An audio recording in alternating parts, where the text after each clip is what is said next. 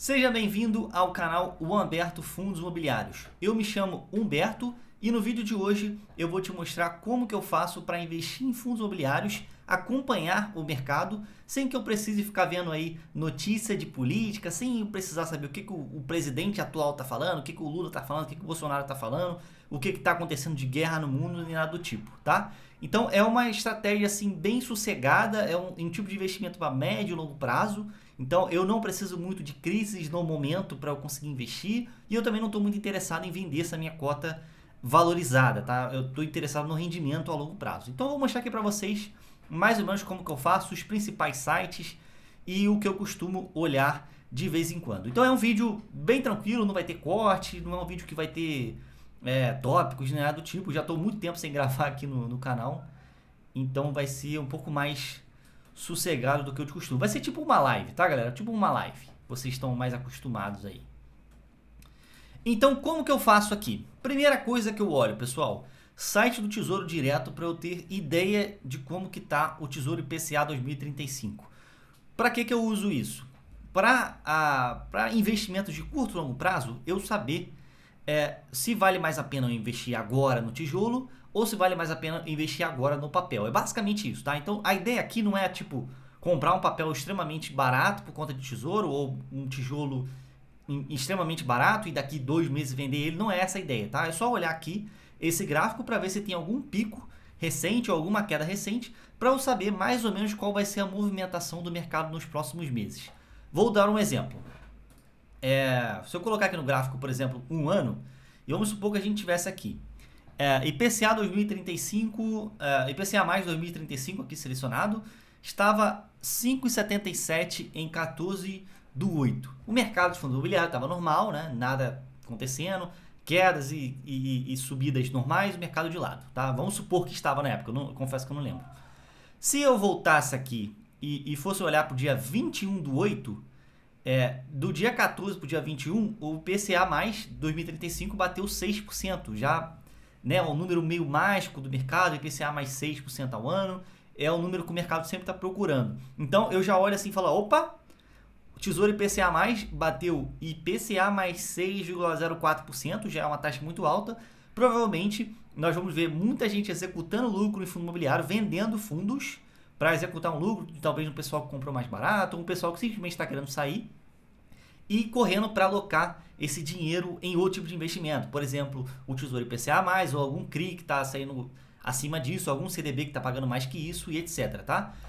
Geralmente, quando o Tesouro sobe para IPCA mais 6, o mercado de fundos imobiliários não despenca de uma vez. Isso nunca acontece. Então, geralmente demora, sei lá, uma semana, 2 semanas, às vezes é um pouco mais devagar, 1 mês, 2 meses para começar a cair. Depende muito se essa taxa também vai estabilizar no 6, se ela não vai ficar indo e voltando, o mercado fica um pouco de lado, sem entender, entendeu?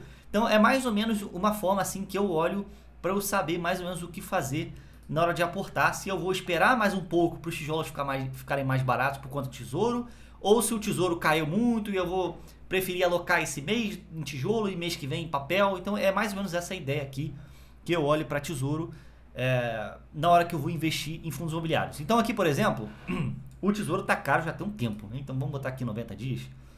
Acima de 6, mais de 3 meses. Tem bastante tempo já que está acima de 6%. E recentemente veio aqui para IPCA mais 7. Subiu mais um pouco, subiu, mas está meio que estável nesse IPCA mais 7,5 desde o dia 2, desde 2025 praticamente, tá, pessoal? Então tá nesse 7, alguma coisa aí. Então nada mudou, continua um tesouro muito alto. Fundo imobiliário vai continuar sofrendo, muita gente vai continuar vendendo fundo imobiliário para pegar esse dinheiro que estava em fundo imobiliário, aplicar no tesouro, pagar um IPCA mais 7 com um pouco mais de segurança, ou então até pegar um CRI, que os CRIs começam a ter taxas maiores, porque o CRI sempre tem que ter uma taxa maior que o tesouro, porque senão ninguém compra o CRI, né? Então é basicamente isso aí. Então a gente vai ver aí o mercado continuar sofrendo. Então eu, como investidor de longo prazo, que já tenho uma carteira formada, tá? Se você não tem, é diferente. Eu que já tenho uma carteira formada, já tenho muito tijolo em carteira, já tenho uma posição legal, a maioria dos fundos que eu quero ter de tijolo, eu não me interesso muito no momento em comprar fundo de tijolo, a não ser que o desconto seja, cara, 50%, 40%, 30%, sabe? Seja um desconto muito alto. Aí sim eu penso, porque eu sei que com o tesouro nas alturas fundo de tijolo vai continuar sofrendo muito com o tempo e não tem o que fazer, e é isso, tá?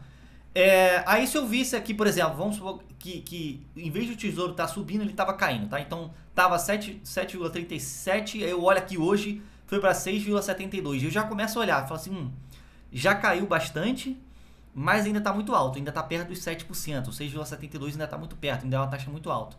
Mas eu vou começar a acompanhar, será que não vai continuar caindo? Será que esse tesouro não vai, sei lá, perder uns 6% daqui a um tempo? Eu vou acompanhando um pouco mais de perto, todo dia olhando um pouquinho, sem muito ruído, tá, pessoal? Mas todo dia olhando um pouquinho, para eu ver ali mais ou menos qual vai ser a direção do tesouro, para eu saber se eu aproveito os descontos dos fundos de papel ou os fundos de tijolo agora, né, com o tesouro mais baixo ou o tesouro caindo, para quando esse tesouro chegar lá nos 5%, né, eu não precisar mais comprar fundo de tijolo. Então, o tesouro hoje é só uma guia de onde que vai o dinheiro do meu aporte mensal. É só essa guia aqui. Eu espero que tenha ficado claro aí. Já falei várias vezes a mesma coisa, mas acho que ficou claro aí para vocês. Segundo site que eu olho é o site do Banco Central, que eu escrevo no Google aqui, Taxa Selic, é o primeiro site que aparece. Aí eu ranquei algumas coisas aqui só para ficar o gráfico maior para vocês. Mas é o site que é oficial, que mostra a taxa oficial da Taxa Selic hoje. Então lá do CDB, do Nubank, do Inter, etc. E todos eles seguem essa taxa aqui, que diga-se por passagem está bem alta, né? 12,25% hoje, com perspectivas de crescer ainda mais uns 2%, 2, 3%. Então ela deve chegar lá naquele valor que estava antes, 13,75, 14, 15, tem gente que fala que pode chegar até a 15 aí, dependendo de como vai ser os cortes de gasto do governo. E talvez chegue a esse valor aqui, né? Então o tesouro, a taxa Selic geralmente empata com taxas que ela já teve antes, aí dependendo do mercado sobe mais, desce mais e tal, mas ela sempre tem um ciclo, tá vendo?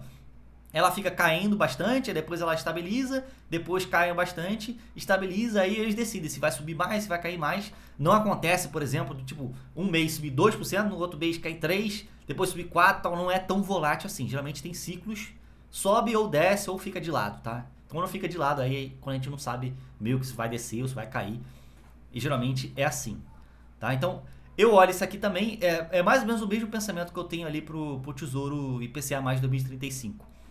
Se eu ver que aqui está muito alto, eu sei que fundos de tijolo vão sofrer. Principalmente com taxa Selic, galera, que a maioria dos investidores aí, um pouco menos experientes, olham muito mais a taxa Selic.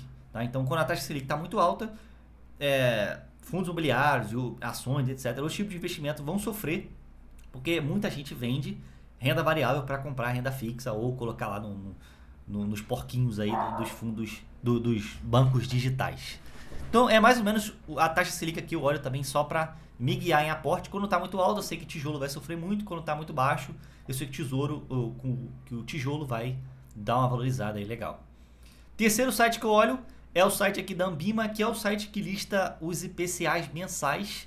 Então todo mês aí a Ambima vai aqui e coloca o IPCA do mês passado, tá? Então estamos em janeiro, a Ambima colocou aqui no início do mês o IPCA de dezembro de 2024, porque não tem como eles medirem no próprio mês, né? Eles medem o mês inteiro passado e botam aqui pra gente em porcentagem quanto que a maioria das coisas cresceu aí em valor, tá? Então eles pegam combustível, alimentação, serviço, etc. Isso tudo tem um impacto ali e eles fazem mais ou menos um cálculo quanto que mudou de um mês para o outro, quanto que subiu os valores.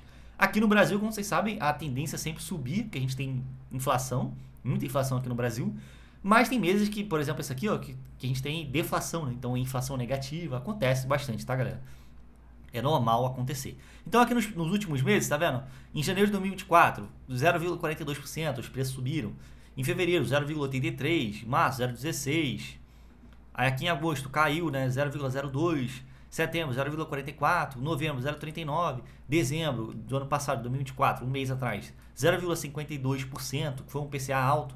Com o tempo você vai vendo que tem um padrão, tá? Janeiro geralmente vem um pouco mais alto que os outros meses, fevereiro também, né? Então, como isso aqui mede várias coisas, por exemplo, tem mês que todo mundo tem um gasto maior, porque tem que pagar IPVA, tem que pagar um monte de serviço, tem que pagar escola, bagulho de faculdade, tem reajuste de plano de saúde, isso tudo impacta aqui também na inflação, pessoal. Quando a gasolina sobe muito, também impacta aqui na inflação, então tem várias coisas que impactam.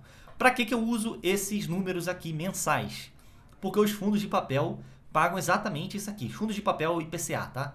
fundos de crédito atrelados ao IPCA. Pagam exatamente essa porcentagem aqui. Então, por exemplo, o Knip 11, vou dar um exemplo aqui. Ele tem uma carteira alocada em IPCA mais 8. O que ele vai fazer? Ele vai pegar aqueles 8%, vai dividir por 12, que vai pegar ali a taxa mensal, né? Um ano tem 12 meses, ele vai pegar essa taxa fixa aqui de 8, vai dividir por 12 e vai somar com o IPCA mensal aqui. Então ele vai pegar esse 0,52 e vai falar lá pro devedor, ó, você me deve, essa aqui é a tua taxa desse mês, se você me deve R$100, vai ter que me pagar R$1,18 esse mês, porque essa é a tua taxa. Assim, gente, é uma conta aqui de padaria, né? Não é exatamente assim, mas eles pegam dias úteis, etc. Tem um monte de coisa aqui por trás, mas o cálculo é basicamente esse aqui, só que é um pouco mais complexo. Só que os fundos de papel, eles pagam 2 meses atrasado. Então, esse IPCA aqui de dezembro de 2024, ele vai ser pago em fevereiro.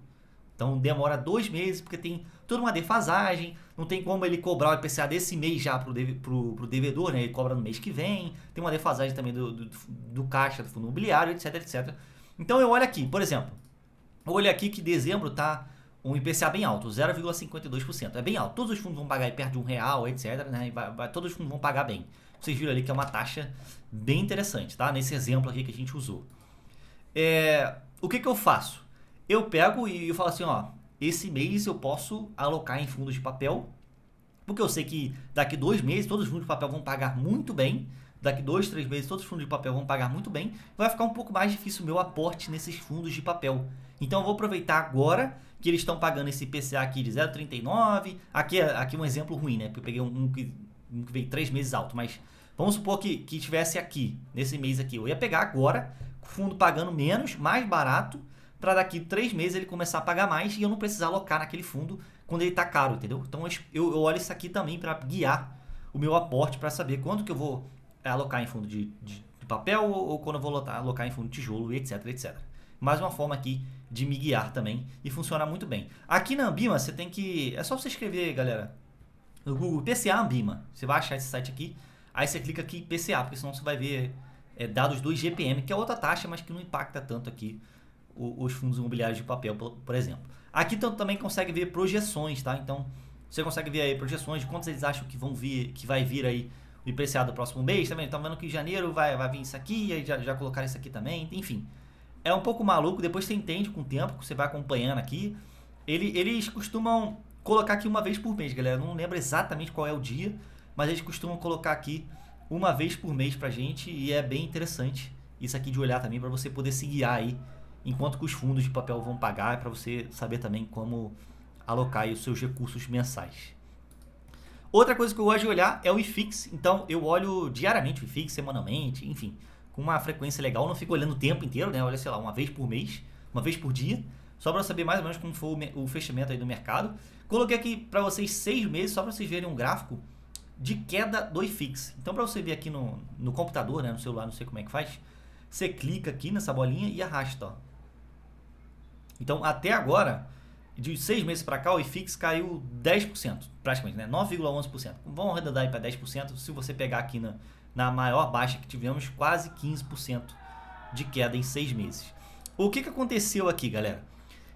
Quando você olha aqui no gráfico de 5 dias, você vê que é uma queda constante nos últimos 5 dias, né? Caiu 1,79%, quase 2% mais ou menos. Então, é normal que você entre aqui e veja esse tipo de coisa. E você fala, ó,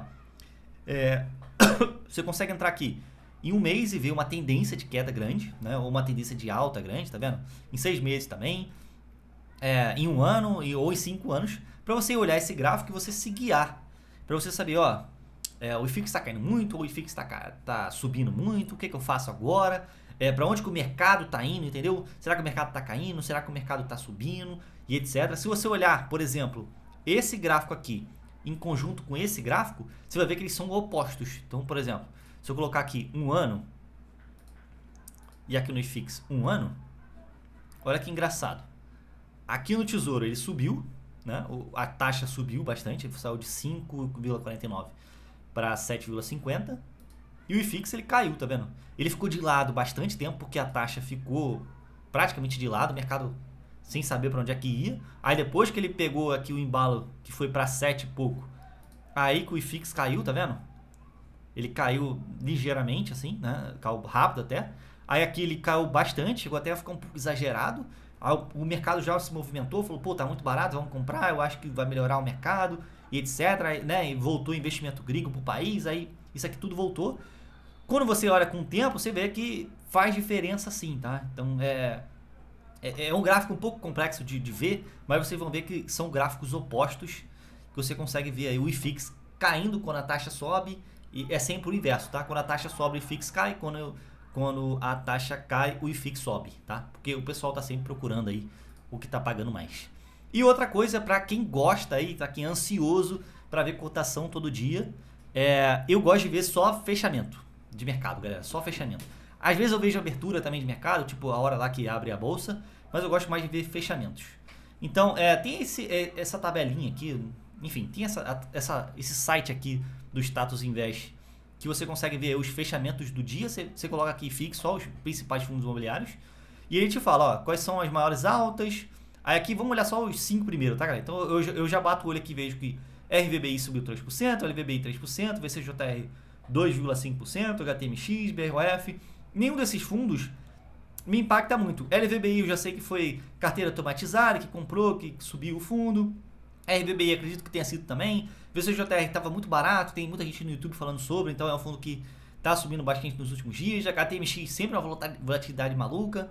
Tá vendo? Então não tem nada acontecendo assim, cara, que eu precise movimentar minha carteira, tá vendo? É só movimentações normais de mercado. Então olha aqui, vejo que tá tudo certo e tudo bem.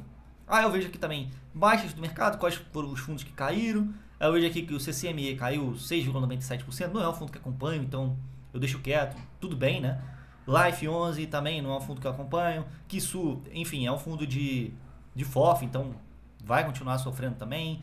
Pod não acompanho, Bari não gosto muito, então também não acompanho. Então eu dou uma olhada assim meio que por cima, tá? Eu não fico olhando cotação o dia inteiro, porque isso estimula a sua, como que eu posso dizer? A sua ansiedade, sabe? De você toda hora ver alguma coisa caindo. Então, por exemplo aqui, esse CCME, vamos supor que ele tava, cara, muito caro, né? Tava muito caro o fundo, muito caro. O PVP de 1,10. Se ele cair 10%, ele ainda vai estar no valor justo dele, entendeu? Então, talvez você olhando a sua cotação ali todo dia, tu vai ver uma queda de 10% e vai falar, caraca, esse fundo tá muito barato, olhei o relatório, não tem nada errado, não tem nada falando errado no Clube FI, nem nada do tipo, pô, vou comprar, vou aproveitar essa queda aí. Mas às vezes você tá pagando caro, entendeu? Então, é só um exemplo, né? Mas quando você olha cotação o tempo inteiro, a sua ansiedade acaba ficando muito forte aí para você fazer movimentações na sua carteira.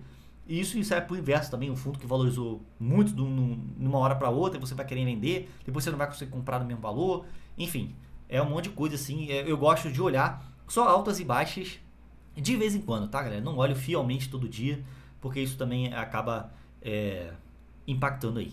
Gente, era isso, é um vídeo bem rápido, meio que sem muito assunto também, tá, pessoal? Mas pra gente voltar aqui os vídeos no canal, eu espero que vocês tenham gostado aí do vídeo. Vou fazer mais vídeos aqui sobre essa minha estratégia aqui de sem olhar muito política, galera, porque eu não sou muito afim, não é um assunto que eu gosto muito, né? E eu já vejo um monte de canal aí sensacionalista aqui no YouTube e eu não quero que seja mais um desses. Mostrando aqui pra vocês que é possível sim investir em fundos imobiliários sem acompanhar política e ter aí uma renda legal, né? Ter um resultado legal a longo prazo. É isso, tchau, tchau, se inscreve aí no canal, deixa um like, fui, até a próxima.